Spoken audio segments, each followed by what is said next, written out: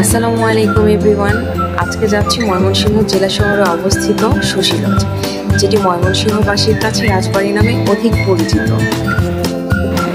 বলতে বলতে চলে এসেছি শশী লজের সামনে। শশী লজের ভিতরে প্রবেশ করার জন্য প্রবেশ মূল্য দিয়ে টিকিট সংগ্রহ করতে হবে। টিকিট সংগ্রহ করে প্রবেশ করলাম শশী লজের ভিতরে। এই সবুজ শ্যামল পরিবেশ দেখে অশান্ত মনটাও শান্ত হয়ে যায়।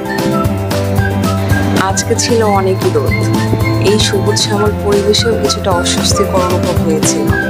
তবুও চারিদিক ঘুরে ঘুরে দেখছি কোথাও ফটোশুট করা যায় কিনা। চলুন দেখে আসি স্মৃতি ধরে রাখার কিছু মুহূর্ত।